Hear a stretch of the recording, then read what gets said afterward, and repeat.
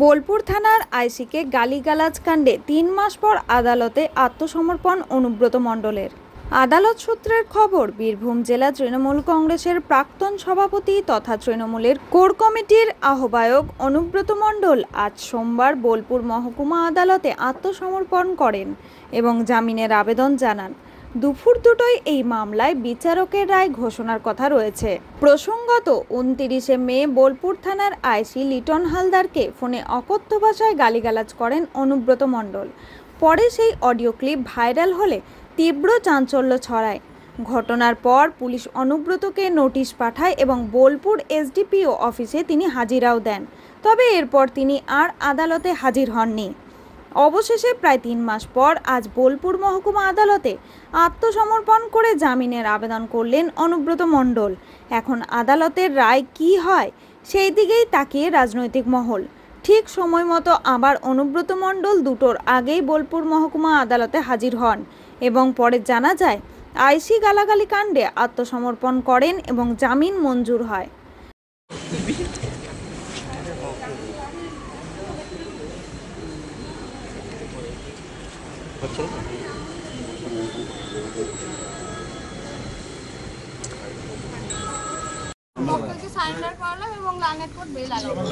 কোনো শর্ত দিয়েছেন?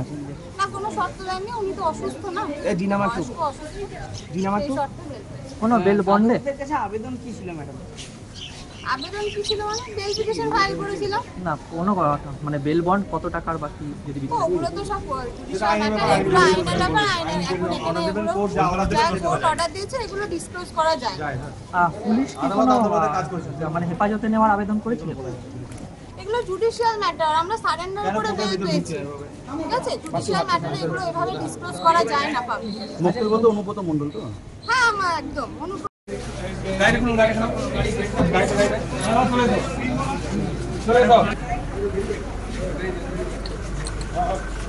কাজী আমিরুল ইসলামের রিপোর্ট, ভয় টিভি, বোলপুর।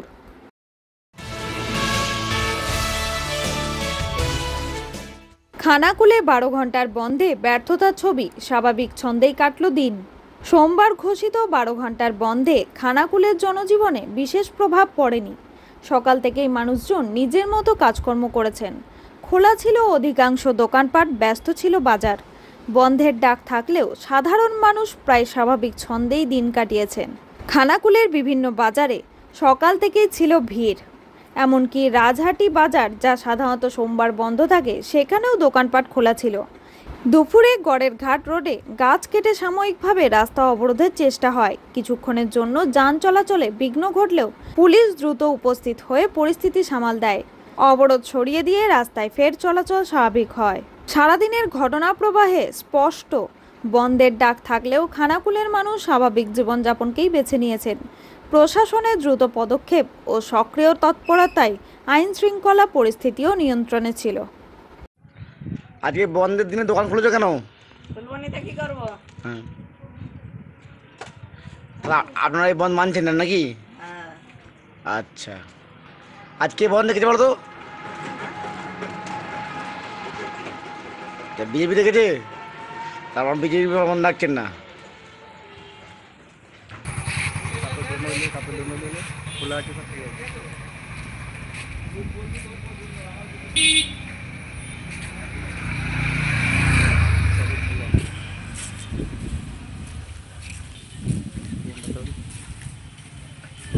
মার্কেটে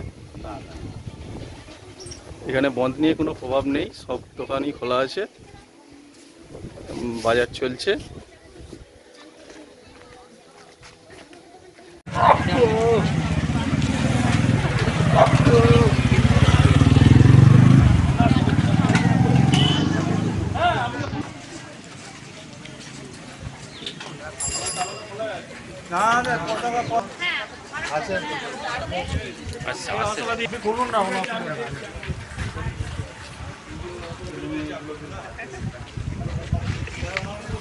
আপনি স্কুলে আপনার কাজ করতে এসেছেন, আপনি আপনার চাবি খোলা কাজ করছেন।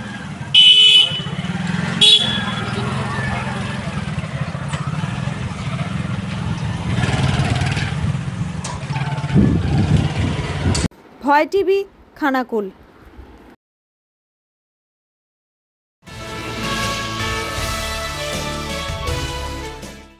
14 লিটার অবৈধ মদ সহ ধৃত এক কাঁকরতলায়। রবিবার রাত্রে কাঁকরতলা থানার পুলিশ গোপন সূত্রে খবর পেয়ে বিশেষ অভিযান চালিয়ে একজনকে গ্রেপ্তার করে। জানা যায়, স্থানীয় থানার কাঁকরতলা আদিবাসী পাড়ার বাবুশ্বর সরেন নামে এক অবৈধ মদ পাচারকারীকে প্লাস্টিকের জার ভর্তি 14 লিটার অবৈধ মদ সহ গ্রেপ্তার করে পুলিশ। ধৃতকে সোমবার দুবরাজপুরে আদালতে তোলা হয় বলে পুলিশ সূত্রে খবর। উল্লেখ্য, ইতিপূর্বেও এলাকায় বিশেষ অভিযান চালিয়ে অবৈধ মদ পাচারকারীদের গ্রেপ্তার করা হয়। শেখ রিয়াজউদ্দিনের খবর, ভয় টিভি, কাঁকরতলা।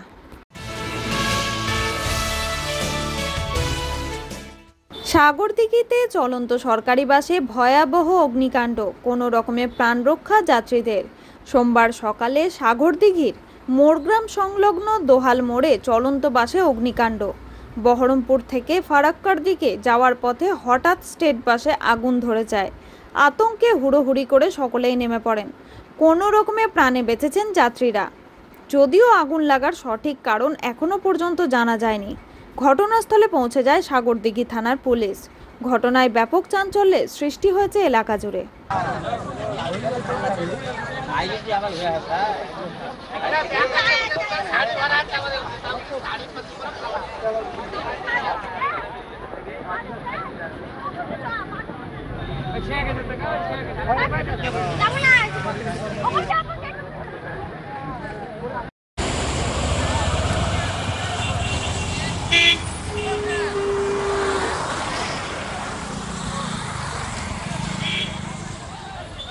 ভয় টিভি, সাগরদিঘি।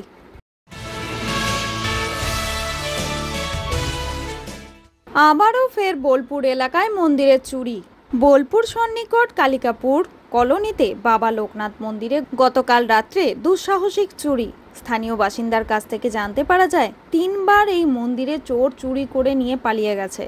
এরপর ফের গতরাতে চুরির ঘটনায় এলাকায় চাঞ্চল্য ছড়িয়ে পড়ে। বোলপুর থানার পুলিশ করে দেখছে। স্থানীয় মানুষেরা জানান, প্রণামী বাক্স তুলে নিয়ে গিয়ে মাঠে ভেঙে টাকা পয়সা নিয়ে চম্পট এবং বাক্সটিকে ফেলে রেখে চলে যায়। এছাড়া পুজো করার জন্য যে আসবাবপত্র থাকে সেগুলোকেও নিয়ে চলে গেছে চোর। বারবার বোলপুর এলাকায় মন্দিরের চুরির ঘটনায় এলাকার মানুষের ঘুম কেড়ে নিয়েছে।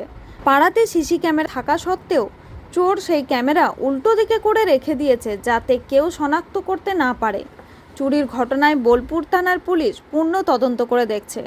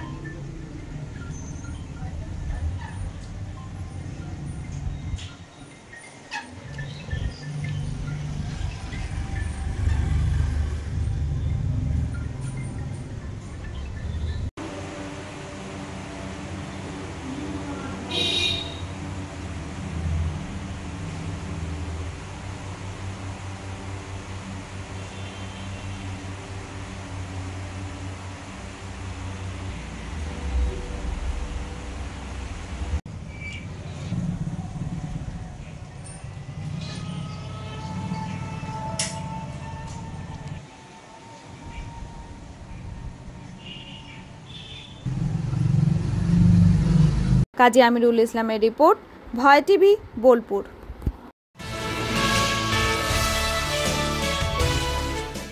সাবেকি রীতি মেনে রাজনগর নাকাশ দাসপাড়ায় মনসা পুজো। দূর দূরান্ত থেকে ভক্তদের ভিড়। জেলার একটি প্রাচীন ঐতিহাসিক কেন্দ্র হলো রাজনগর। এখানকার বিভিন্ন অঞ্চলে সাবেকি প্রথায় মনসা পুজোর প্রচলন রয়েছে আজও। বীরভূম জেলার রাজনগর ব্লক ও গ্রাম পঞ্চায়েতের অন্তর্গত নাকাশ দাসপাড়ায় সাবেকি রীতি মেনে এবার মনসা পুজোর আয়োজন করা হয়। এই গ্রামে প্রাচীন মনসা মন্দির যেমন রয়েছে, পাশেই রয়েছে ব্রহ্মচারী ও মা ছিন্নমস্তার থান।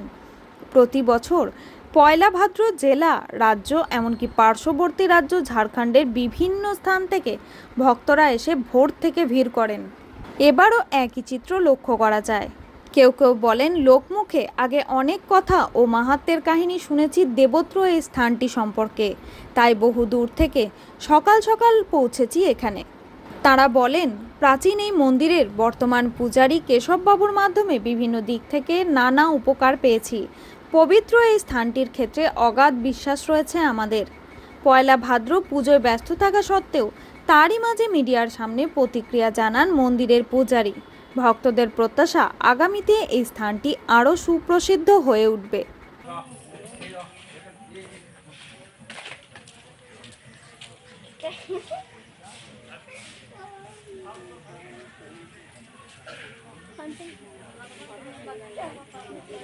অনুষ্ঠান সেই এতে আপনি এসছেন তাই তো? আচ্ছা, কোন জায়গা থেকে এসছেন আপনি? ঘুষবোনা গ্রাম। আচ্ছা, ওটা রাজনগর থানা পড়ছে আর গাঙ্গুড়ি জয়পুর অঞ্চল তাই তো? আচ্ছা, এবার কি প্রথম আসছেন না আগেও এসছেন? আগেও এসছেন। আপনাদের কি বিশ্বাস এই মানে স্থানটির উপর যে এখানে আসলে অনেক কিছু উপকার হয়? আচ্ছা, এবারেও এসছেন। আচ্ছা আচ্ছা, এই আকাশ গ্রামে আজকে যেই ধর্মীয় অনুষ্ঠানকে ঘিরে যেসব কর্মসূচি রয়েছে এবং ধর্মীয় অনুষ্ঠান রয়েছে, এইগুলোর ব্যাপারে যদি একটু বলেন, মন্দির সংক্রান্ত এবং পুজো বা অন্যান্য যে কর্মসূচি রয়েছে সেগুলো সম্পর্কে আমরা একটু জানতে চাই। আমাদের এটা কৈলেত করা পূর্ববর্তী চলে আসছে। আচ্ছা, এটা বাঁধার দিন 31-এ মানে পুজো, 30-এ বার, 1 তারিখে ভাদ্রে বিসর্জন হচ্ছে এবং প্রচুর আগত ভক্তবিন্দু দুমকা, রসিকপুর, বর্ধমান, পানাগড় প্রচুর আমাদের এখানে ভক্তরা আছে এবং এখনো পর্যন্ত যারা আছে তারা যারা মানে ভালো হয়েছে তাদেরকে এখান থেকে চান করানোর ব্যাপারটা আছে। চান করে তাদের ছেড়ে তারা ওকে থাকবে।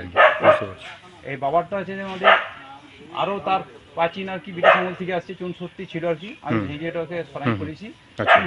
এটা ব্রহ্মচারী। হ্যাঁ, এখানে আমাদের 3 পুরুষের জটা আছে, 4 পুরুষের জটা আছে। না মানে আমাদেরও নিয়ে নেবে, কেন আমি যেটা অফিসে কাজ করছি বলি ছেটে দিচ্ছি। এটা আমাদের কৈলিত করা বরাবর চলছে, পূর্বপুরুষ বংশকর্ম চালাচ্ছে আর কি। মোহাম্মদ শফিউল আলমের রিপোর্ট, ভয় টিভি, রাজনগর।